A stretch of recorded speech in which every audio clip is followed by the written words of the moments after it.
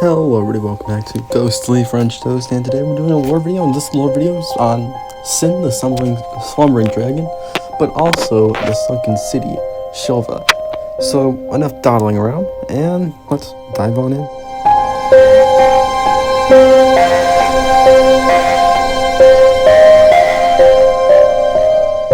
Far before Drang Lake was formed, deep underground was a city that was created to worship a dragon. The city was called Shilva, the sunken city. And they worshipped the dragon that they formed the city around, called Sinh. And their basically main goal was to keep the dragon at bay, because they might have known that the dragon would spew poison if it was ever awakened, so people all around the city were singing to make sure the dragon stayed asleep. In the city, sorcery was taboo, and they worshipped miracles. They worshipped the dragon, so they prayed that the dragon would stay asleep. They prayed for the dragon, they either thought the dragon was the protector of the city, or they knew that if the dragon waked up, they would all be dead. Some theories of the inhabitants of former inhabitants of Shilva are the people in Shrine of Amana, because their armor can be found in Shilva. So that's an interesting thing. And now let's actually talk about Sinh, the slumbering dragon. Sinh, the slumbering dragon, is basically a dragon, and we don't know if it's a arch dragon from long ago, or it's just a regular arch dragon. My personal theory, it's not an arch dragon, because if we look at Medir and the ancient dragon, a former recreation of an arch dragon, it's a much smaller dragon, and its size does not look the same as the ones in the trailer. No, not the trailer, the intro to Darksouls 1.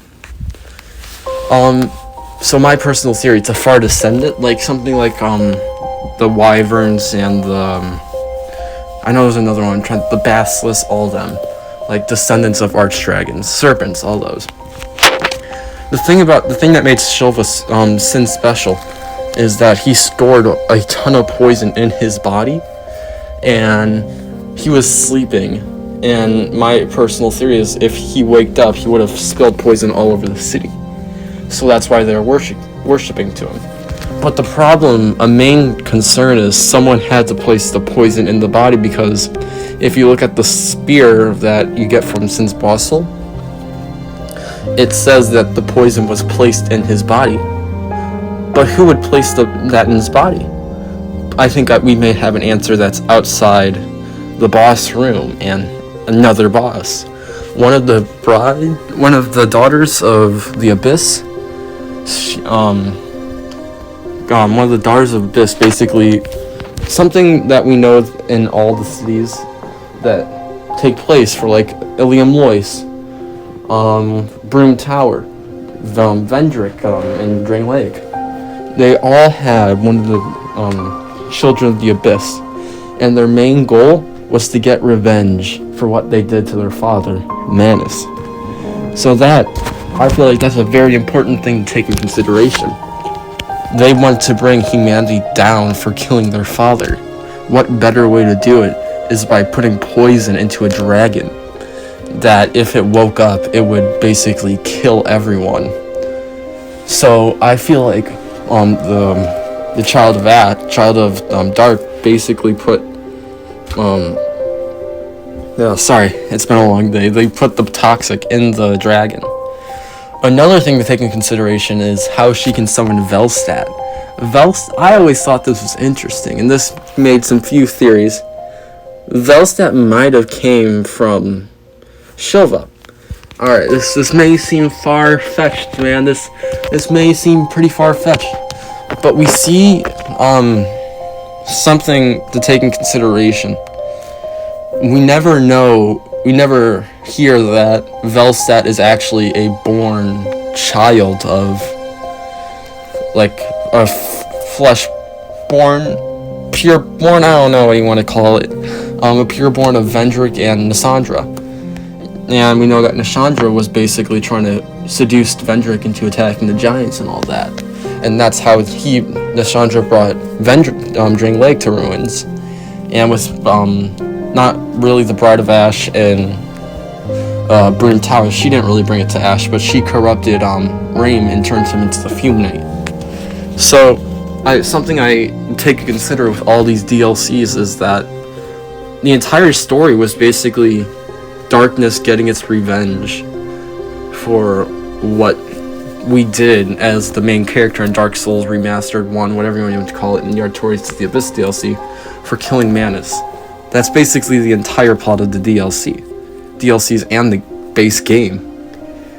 So now, to basically incorporate how Drang Lake went into Shilva, we see that the Drakeblood Knights are basically knights who basically swear oath and basically feel like if they drink fresh bred dragon blood, they would ascend to new heights and leave their mortal body. We learned that from the Drakeblood armor and the Drakeblood greatsword. We know that one of the Drakeblood leader was the one who impaled Sin and made him wake up and basically destroy the city.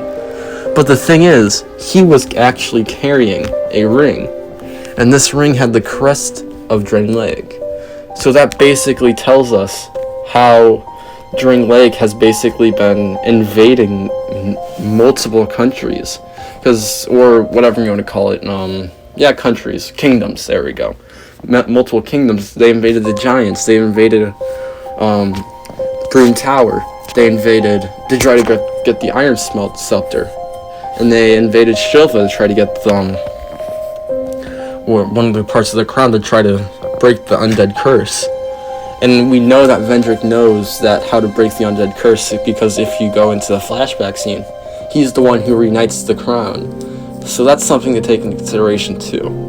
So yeah, that's basically it for the entire video. So thank you for watching, and hopefully you enjoy me talking about more Dark Souls 2 instead of Dark Souls 3 stuff. I'm getting more into Dark Souls 2 lore. So thanks for watching, everyone, and see you next time. Go sleep, French toast. Bye.